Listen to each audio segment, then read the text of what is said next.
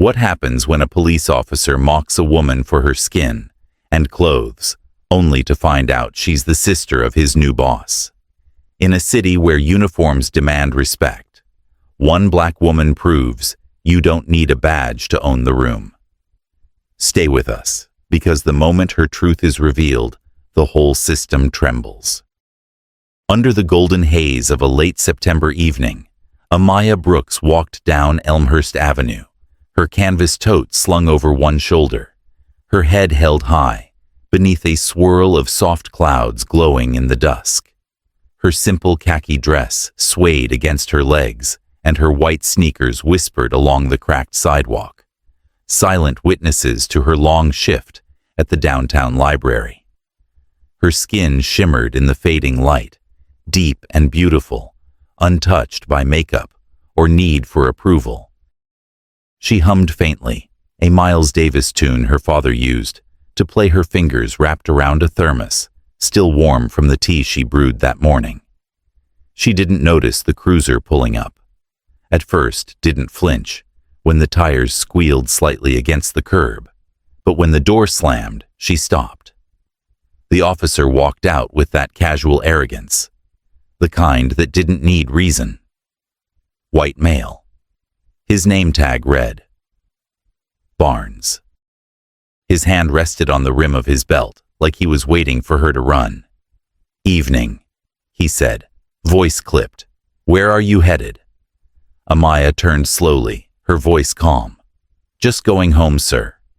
Barnes nodded slowly, eyes scanning her from head to toe, like she was both an anomaly and a threat. "Live around here?" he asked. "Yes," she said. Since 2017, he smirked, like that wasn't the right answer. "Got ID?" She pulled her wallet from the tote, handed him her license without hesitation. "You walking because your car broke down?" he asked. "I don't drive," she replied. "I prefer to walk." Barnes tilted his head. "Library job doesn't pay enough for a ride." She didn't answer that. She just stood still whole. The radio crackled on his shoulder, a dispatcher's voice cutting in, but he ignored it. "You know, you look familiar," he said.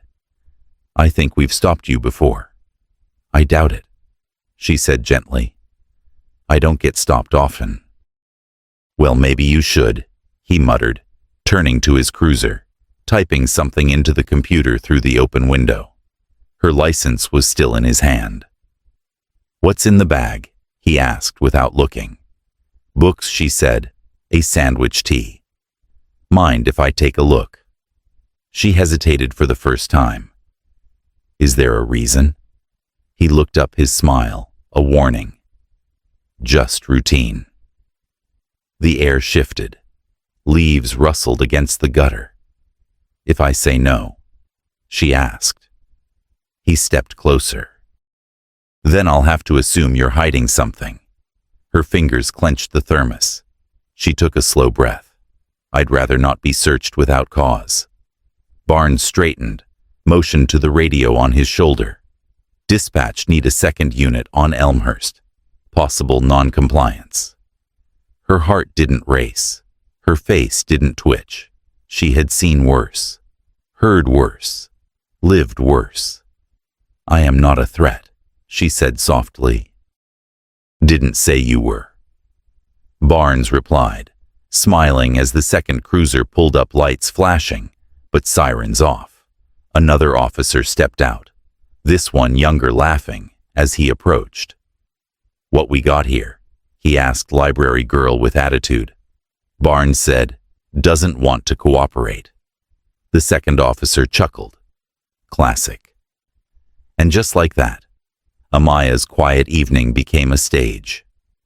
Her walk home turned into a performance, and the only script she had was her silence. Barnes didn't wait for approval, just snatched the tote from Amaya's shoulder, like it belonged to him, his fingers digging into the worn strap as if it had offended him personally. The thermos clattered to the ground, rolling to a stop near the curb, its lid popping off as tea spilled onto the pavement. Amaya didn't move, her hands still at her sides, her breath slow but shallow, her eyes locked on the horizon, not because she was afraid to look at them, but because she was tired of what she'd see. The younger officer Collins rifled through her bag, with a smirk pulling out her tattered copy of James Baldwin's The Fire. Next time holding it up like contraband. "She's got fire all right," he said with a snort. Barnes laughed, tossing her sandwich into the gutter, the foil splitting open as lettuce and turkey spilled across the concrete, like some low-budget humiliation ritual. "You know," Barnes said, "walking around her slowly when people look like you, walking through neighborhoods like this, wearing clothes like that. It raises eyebrows. Like me." She asked, her voice quiet, but razor sharp. "Black," he said, plainly and smug. Collins leaned in close enough for her to smell the sour coffee on his breath. "What's with the attitude, sweetheart?" he asked. "You hiding something under all that librarian zen?" She didn't flinch. "Just my humanity," she replied. Barnes chuckled, but there was no humor in it. "Strip search," he said casually. "Let's see if she's carrying." Her heart froze. "That's not legal," she said, still steady. "Not here. Not without a female officer." "This is officer discretion," Collins said. "We're just making sure you're safe." "And we're safe." "You don't feel safe?" she asked, with an unarmed woman half your size.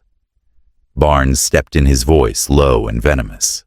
"Don't test us. You're already pushing your luck." Amaya looked up at the setting sun, the sky painted in soft oranges and purples, and for a moment, she pretended the world was gentler than it was. She closed her eyes. When she opened them, she said, "I'm not resisting." They frisked her roughly, Barnes barking commands, while Collins pressed too close too long, pretending professionalism while dripping with condescension. Her blouse was rumpled, her dignity peeled away in layers invisible to the eye, but searing to the soul. A neighbor across the street pulled back a curtain. A car slowed, then kept driving. No one intervened. No one ever did. "She's clean," Collins finally muttered. "Of course she is," Barnes spat, tossing the bag at her feet like it was garbage. "But we'll be keeping the ID just in case you can't," she said. "It's mine." "Now it's evidence," Barnes replied, "and you're free to go free." She echoed the word curdling in her throat. She bent slowly to gather her things, her fingers brushing the edges of spilled tea, smeared turkey, and torn pages.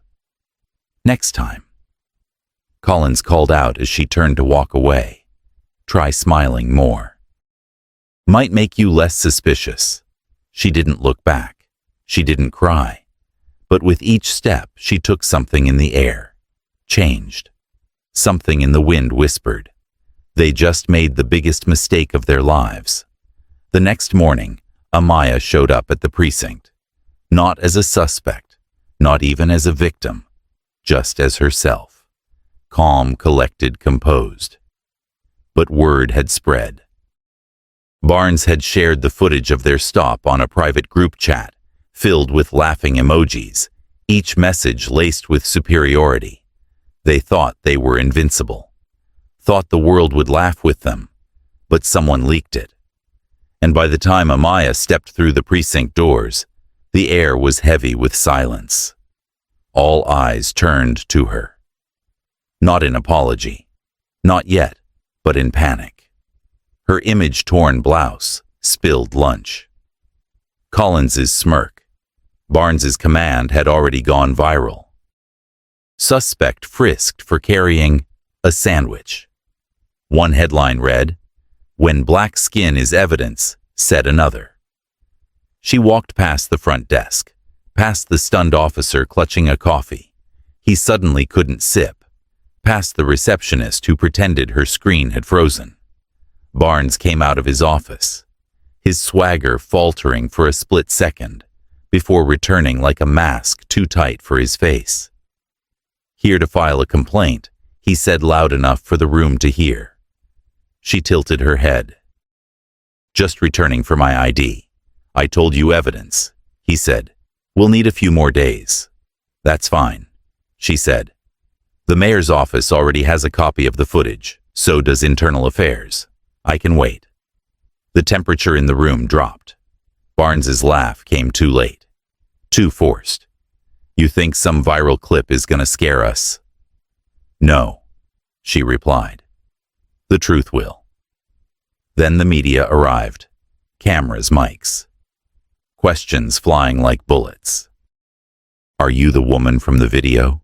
Were you assaulted? Did they call you a suspect because of your race?" She didn't answer. Not directly. She simply held up the empty tote now, cleaned but still bearing a faint tea stain, and said, "This is what made me suspicious." She stood in the center of the lobby on the same floor where countless people had been processed, handcuffed and judged. But now it was Barnes who was sweating. Collins, who stood behind a pillar, was pale and trembling. Someone had printed a still from the video and taped it to the precinct bulletin board. It showed her face, calm, dignified, surrounded by two white officers treating her like a threat. Someone scrawled across the bottom, "Is this what safety looks like?" The captain arrived red-faced and stammering. "Miss James, if there's anything we can do to resolve." "Start with accountability," she said. "Then we'll talk." The cameras captured every word, every twitch, every cowardly silence from those who'd laughed just days before. A protest had already begun forming outside. Not just activists, mothers, veterans, teachers, a few retired cops.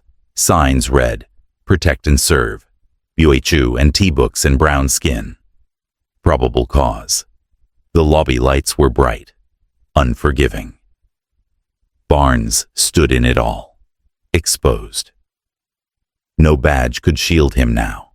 No lie could make the footage go away. For the first time in his career, he knew what it felt like to be judged before he could speak, and Amayashi stood taller. Not because she was proud, but because she refused to kneel. The country watched. The internet burned. And in the middle of it all, one woman reminded the world that silence isn't weakness. It's the pause before the storm.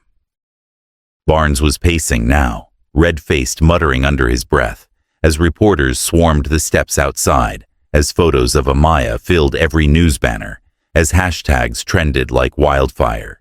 Tea and tote. Amaya James not a gun. He hadn't slept. Neither had Collins. They'd been pulled into the captain's office twice, each time swearing at protocol, each time deflecting blame. But the damage was done. Amaya hadn't shouted, hadn't cried, hadn't even made a formal complaint. She didn't have to. The footage was its own indictment. And yet nothing prepared them for what came next.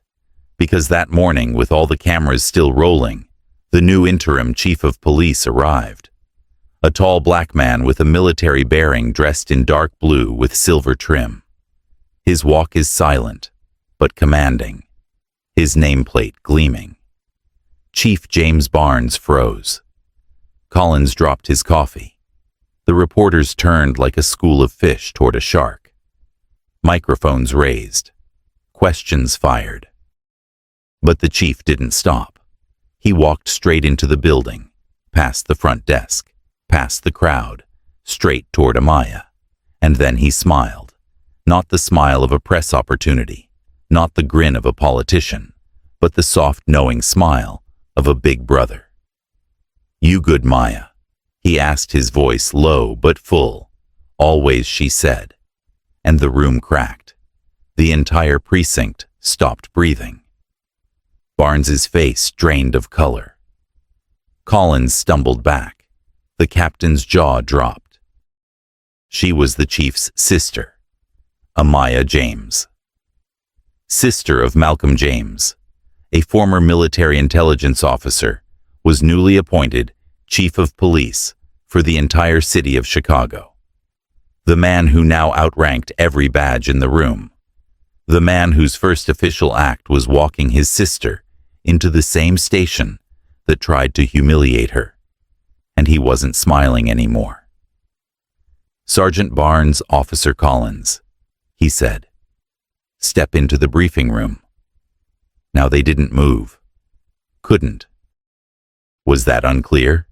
he asked again, this time louder. "No, sir," Barnes croaked. They disappeared into the hallway. The captain tried to speak, but Malcolm raised a hand. "I've reviewed the footage, I've read the statements, and I've made my decision." Then he turned to the press. Calm, sharp. "This department works for the people. We do not shame them. We do not belittle them. We do not profile them for being black, or for carrying tea, or for not looking like wealth. This stops today." A reporter asked, "Why didn't you disclose she was your sister?" Chief James looked at Amaya. "Because she didn't need my title to matter." He said she mattered the moment she walked in. Another question. What happens now? His answer came without pause. Disciplinary action. Cultural restructuring. Mandatory bias training. Transparency with the public. And leadership that reflects the community we serve. Amaya stood silent, not needing to speak. Because in that moment, the world finally saw what it had never had before. The woman they mocked, the officers they trusted, and the system that cracked, the moment the truth walked through the door. And for the first time in a long time, justice didn't arrive in a scream. It arrived in a uniform, holding his sister's hand. Barnes sat in the cold, windowless room, staring at the internal affairs badge across from him, sweat pooling at the base of his neck, his mouth dry, his voice hoarse as he tried to explain away what the footage had already laid bare. Collins wasn't faring, better hands trembling as he fumbled with the water bottle, eyes darting toward the corner camera, his badge already turned upside down on the table. The words, "indefinite suspension," echoed like a gunshot. Meanwhile, the precinct's break room was silent as the news ran clips of the chief's statement, as officers exchanged glances they hadn't dared before, as the old guard shifted uneasily in their chairs. Posters came down. A new training initiative was announced. The Diversity Council got real authority. But the biggest change wasn't in policy. It was in posture. In how the front desk sergeant now greeted every person, regardless of their clothes, with eye contact and a genuine tone. In how roll call included a moment of reflection, not just orders. And Amaya. She didn't celebrate. She didn't post. She simply walked into her classroom at the community center the next day, where she taught kids debate and public speaking, as if the firestorm had never touched her. But it had. It burned through years of quiet tolerance, of nodding through disrespect, of carrying the weight of both gender and skin. And now the same officers who once sneered now stood outside her center offering to volunteer. Because something shifted. Not overnight. Not with headlines, but with one woman's restraint, one man's authority, and a city finally seeing. Both Barnes's appeal was denied. Collins resigned before the final review. The captain issued a public apology. But no apology carried the weight of what happened when one of the mothers from Amaya's program stood before a town hall, meeting tears brimming in her eyes, holding her son's hand, and said, "My boy wants to be a cop now. Not because he saw power, but because he saw someone protect his aunt." The crowd stood, not cheering, not clapping, just standing, like they knew the weight of what had changed. The consequences weren't just job losses or tarnished names. They were awakenings. And in every one of them, Amaya's quiet strength echoed, without screaming, without revenge, just the unshakable dignity of a woman who never needed a badge to be believed. They used to look through her, like she was made of glass, a nobody in plain clothes and worn shoes. But now every glance carried weight, not of fear, but recognition. A silent nod that said, "We see you now."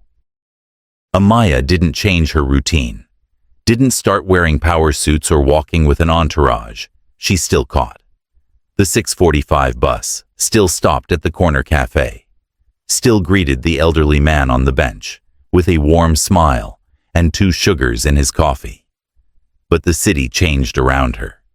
Where once people whispered, they now held doors open. Where officers once chuckled at her presence, they now asked her opinion during community forums. At the barbershop, someone painted her face on a mural between Martin and Rosa.